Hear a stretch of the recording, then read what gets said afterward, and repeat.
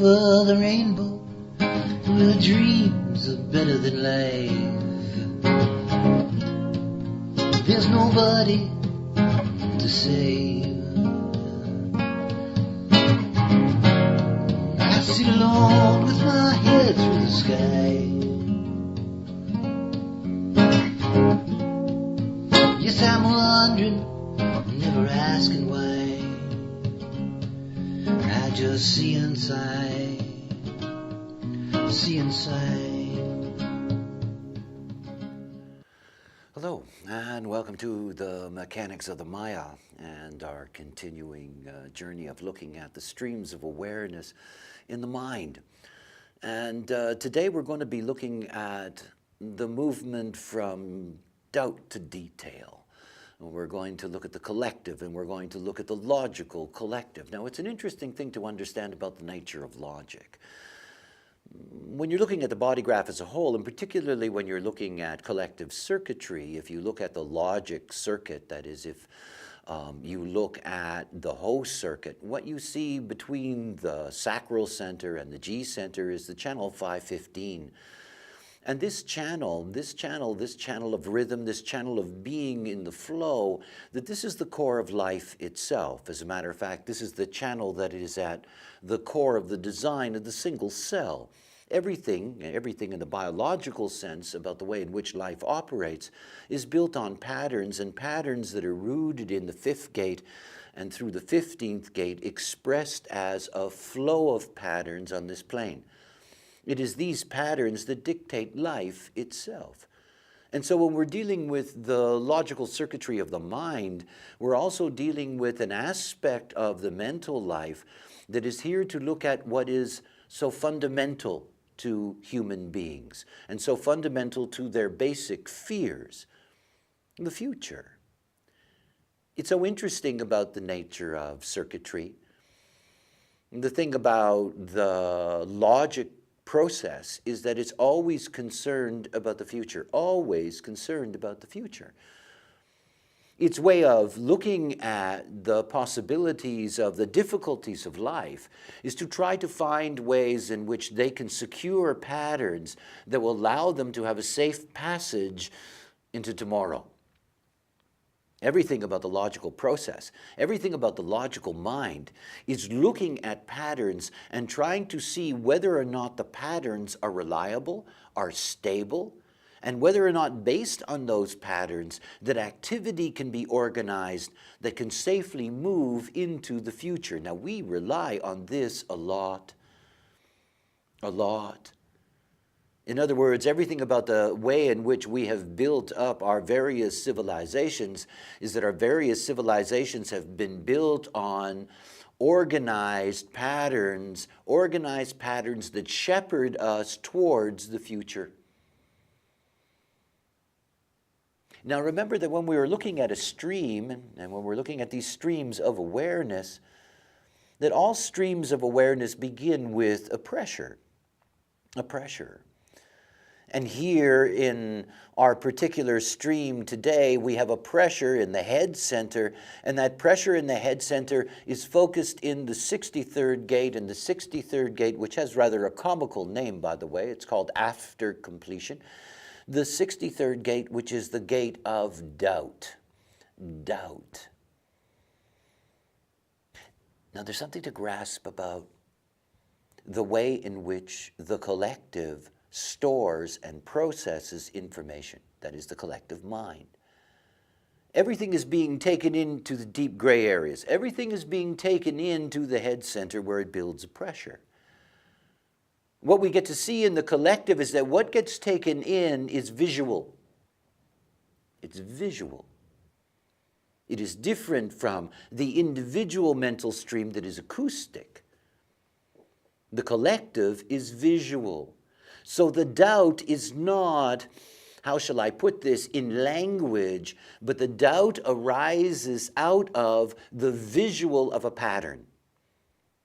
For example, there is somebody who knows you and they're meeting you for lunch, and for some reason you never bring, they notice that something in your pattern isn't right. whatever it is, a habit that they normally see you have that you're not displaying or whatever. And whatever it is that breaks that pattern, when it gets stored as memory in that sense, when it goes into the head center, it starts to create a problem, a frequency, whatever. In other words, it becomes a place where there is attention given. The attention is something that we will call doubt. Doubt that arises because there's something wrong with the pattern. Now, if there's something wrong with the pattern, that could lead to other things. Remember, if you've got a logical mind, you're never really focused on right here, right now. It's one of the dilemmas.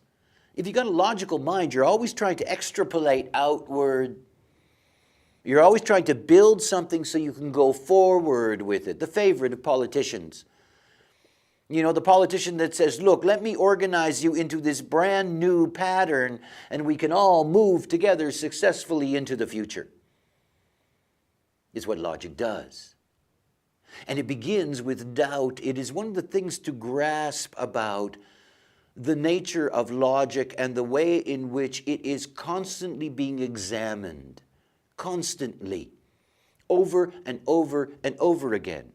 In the same way that in the channel of logic, in the awareness stream that operates out of the splenic center to the root, in the 1858, is the endless challenge. It is something that logic constantly does. And it will constantly challenge until it finds a pattern, that's perfect, that can no longer be challenged. And then in the perversity, and truly it's perverse, in the perversity of what it is to be logical, the same pattern that is proven to be absolutely correct. Every time you add 1 and 1, it equals 2. Every time. And yet logic will test that. How many students of mathematics have had to go through formulas that have been proven thousands and thousands and thousands of times? And yet this is the way that it works in logic. There is always this, let's perfect the pattern and constantly make sure it is correct. So the thing to understand about the logical mind is that the logical mind immediately tunes into anything that doesn't really fit into the pattern, that doesn't really work the way it's supposed to, whatever the case may be. And it's visual. The key is always visual. Now think about this pressure. Sitting there, this 63, this is a heavy pressure. This is doubt. Now think about the average human being and think about the homogenized world and the nature of the not-self.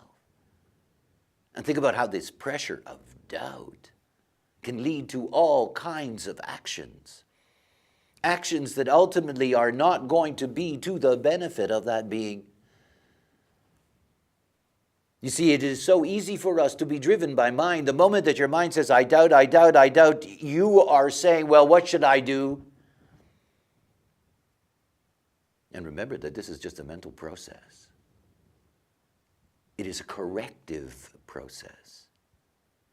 Again, the responsibility of logic is to organize us as we move in this stream. We'll get to the 1762. This is the channel of the organizational being. This is the channel of bringing organization to humanity. But only by eliminating the doubt and guaranteeing the pattern. Do not doubt me. Trust me. Here's the pattern. Here's the future. This is logic. And not only can you see it within that context, that is the political context in that sense, it is also about the values of things. Because everything having to do with this stream is that this is the stream of understanding. It's about understanding. And you see, understanding isn't for now. Understanding is for now into the future. It is about establishing a pattern, an understanding that can stand the test of time. You know what the collective can't stand? Individuality. The collective works so hard at fixing the pattern. The logic works so hard at getting the pattern. And then all of a sudden individuality comes along with mutation and boop! They gotta start all over again.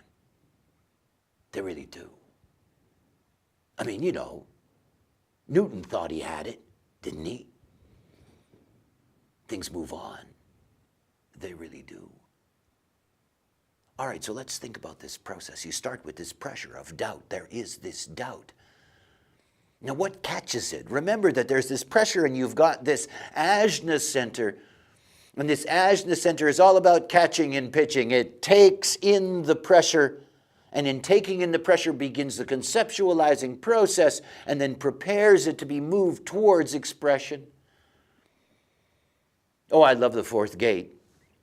I'm prejudiced. I have it myself. Youthful folly. It's a great name, isn't it? Youthful folly.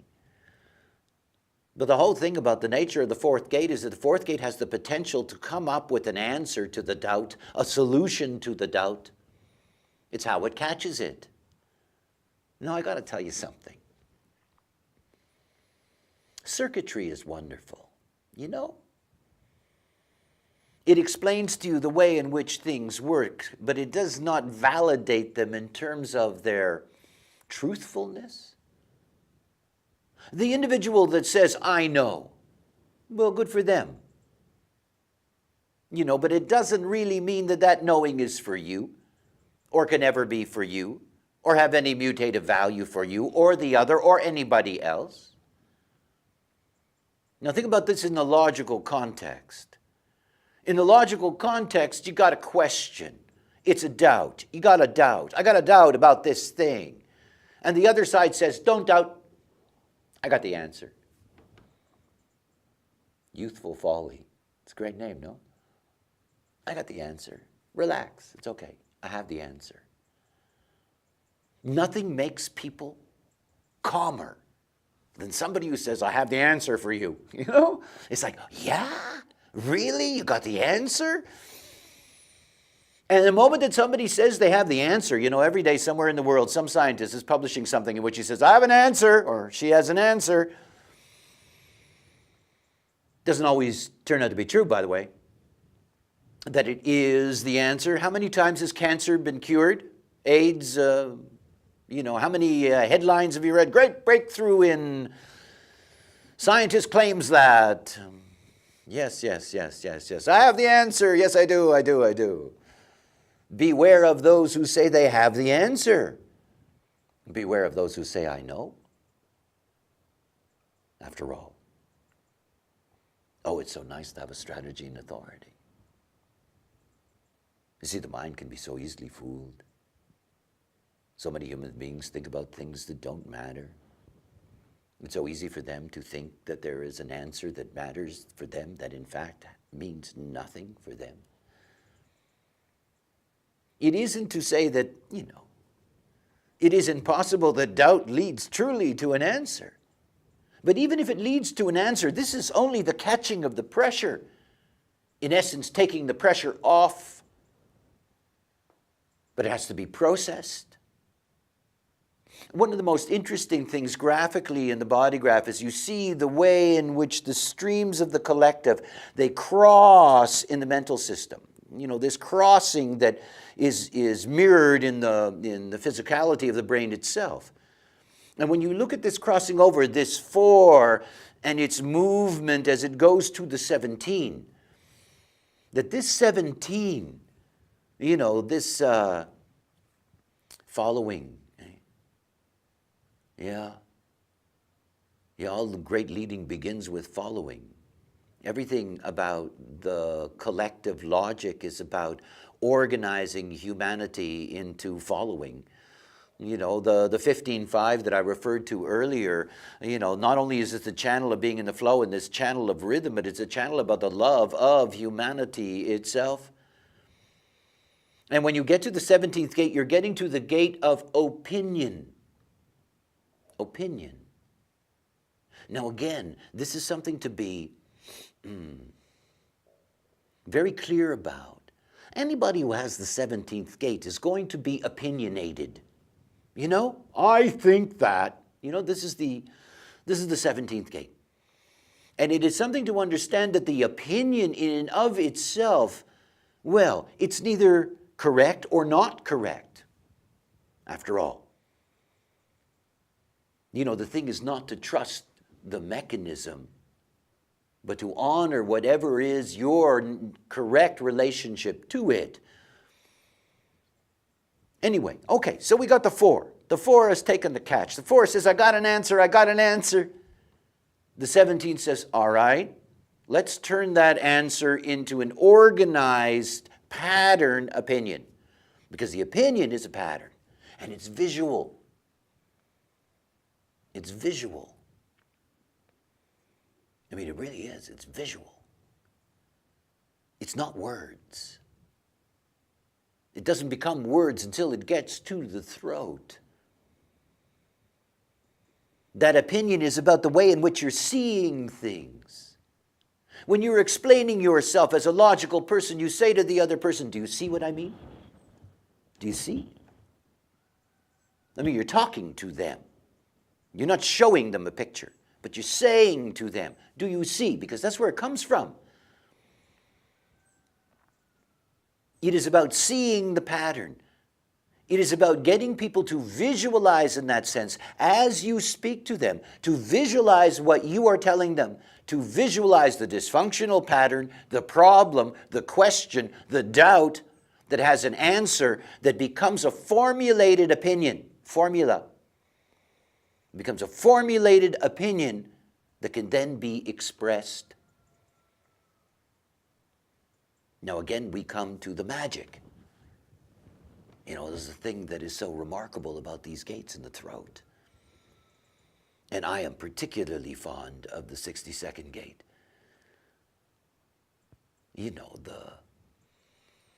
The preponderance of the small.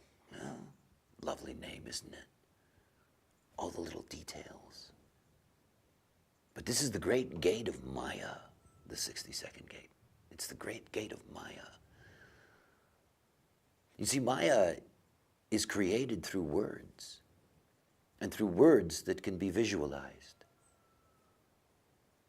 Isn't that true? Isn't that the way it works? See, this is the magic of the 62nd gate. The magic of the 62nd gate is it creates the words. I have my design earth in the 62nd gate in the first line. And through me, all kinds of new words, literally, have come into the world in the last 21 years. It's what the 62nd gate does. And when I talk about the nature of a design crystal, I create a visual pattern to be seen. It's just the way Maya works. It's the most extraordinary thing about the 62nd gate. Now, the 62nd gate is a voice that says, I think. Cognito ergo sum, I think, therefore I am. I think. This is what the 62nd gate does. So what it takes is, it takes the visual pattern opinion, the answer to the doubt, and it lays it out in facts. I think that this is what the problem has been. And out it comes. The magic of it. Every step along the way, when you're operating inside of a stream, you can begin to see that each stream in and of itself is a holistic form. Not everybody has such things. Not everybody has an entire awareness stream defined. As a matter of fact, it's going to be rather rare. The reality is that most human beings have a sprinkling of aspects here or there. But what I'm really getting at in all of this is understanding that though these processes, as I deconstruct them, are very straightforward, there's a doubt, there's an answer, an opinion develops, and it's expressed as a detail, and I think that all of that sounds really good, but that's all fine if you have it all. And most of us don't. And what it means is there's things missing. It means that there are aspects of the process that are not there. I'll take the example of myself. I have the 4323 and I have the 61, but I don't have the 24. So I have three aspects of an awareness stream, but I don't have the 24. I don't even like the 24 because it's a conditioning element when it steps in. In other words, what I want you to understand is that it's one thing to see the way a stream is designed to function, and designed to function when it operates optimally. But it's also important to understand that every single one of us have very, very different ways in which we are constructed, and that we are not designed to have these things optimally at all. That's why the mind is a dangerous thing to trust. Why anyone's process is a dangerous thing to trust. And that to trust it on the mental plane is folly. It is. See, the beauty of what we have in the mechanics of human design is that your ability to be able to discern whether something is of value to you or not is not based on the way you think, but it's based on an inner authority. An inner authority whose criteria, by the way, is totally different from what your mental criterion is. Totally different. In that way, you are protected in the way in which you deal with the mental stimulation that is there. But also something else. It's only when you're operating correctly that you can take advantage of those gaps. You know, those gaps that are there in those streams, wherever they may be. Because there's something very beautiful to understand about openness, is that when one is no longer conditioned by openness, then every single aspect of openness represents a potential of wisdom. Wisdom. You know, this is the key. And it means that one can then be open to that kind of stimulation coming to your receptors without you being taken away in that conditioning and taken away from what is your true nature. Now the 1762, this channel of the organizational being, this is one of the most important ingredients in life itself. Truly it is. Remember that one of the tenets of design is that when you finally surrender to what is your correct inner authority, then the opportunity is there for you to be able to release your unique outer authority. Outer authority. The future is always going to be a concern for us. As long as we are a bioform, as long as life is fragile, as long as we are going to be concerned for our survival, then our need to be properly organized collectively is something that is paramount. The reality is that we're moving towards an age, or coming to the end of an age, in which, though that has been supported, we're moving into an age where the collective function is going to be minimalized. The understanding of patterns, the understanding of how to take advantage of patterns, whether the pattern takes this direction or that direction, is the gift of logic. And we are all going to be dependent on logic in order to be able to provide us with some kind of security as we move forward. It means that how we live in these vehicles and how we allow these minds to operate correctly is so important for us.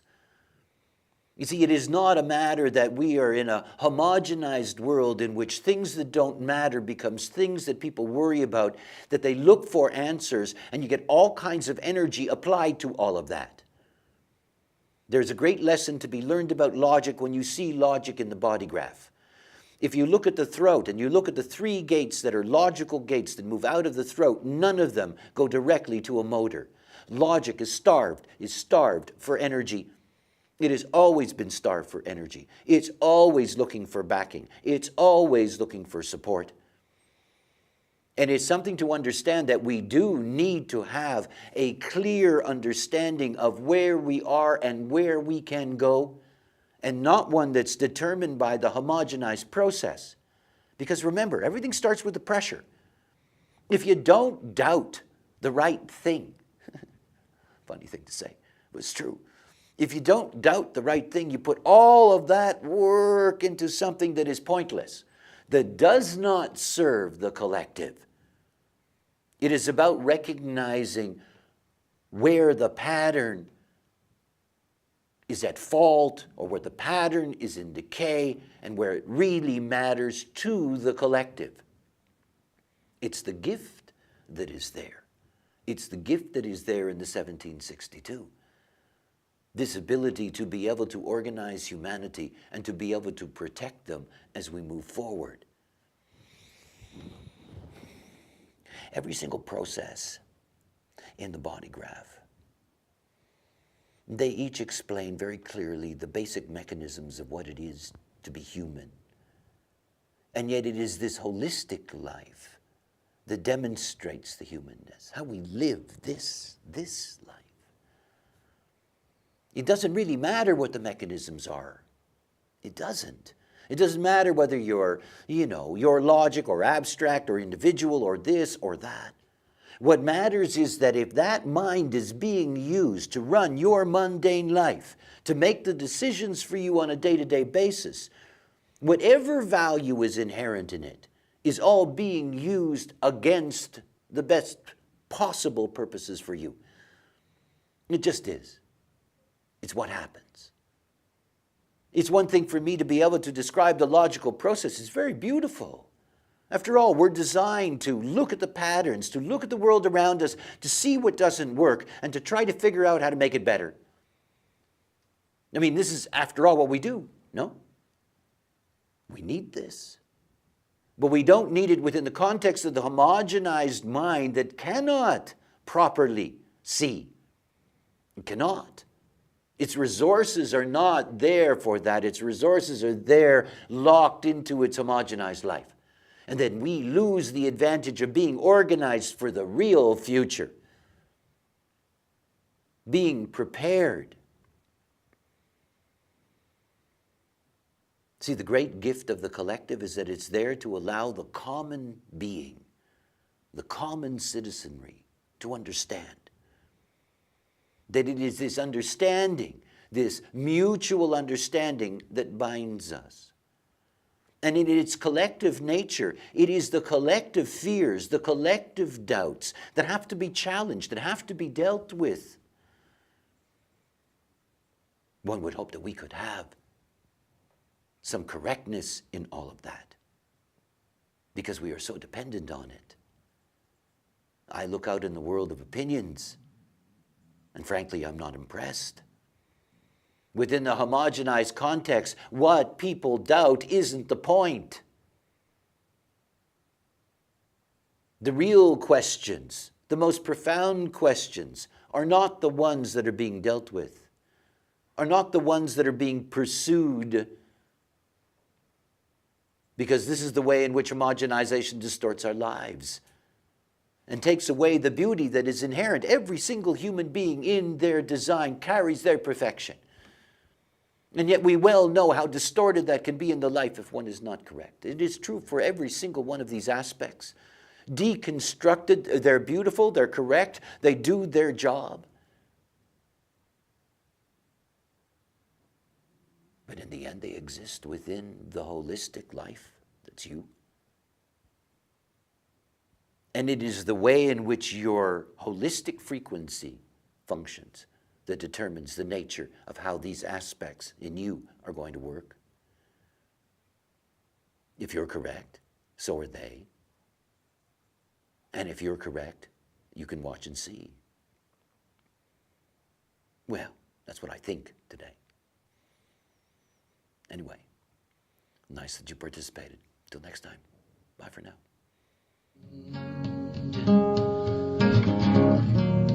I sit alone with my head through the sky.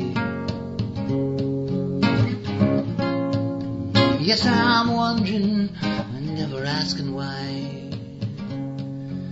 I just see inside, see inside.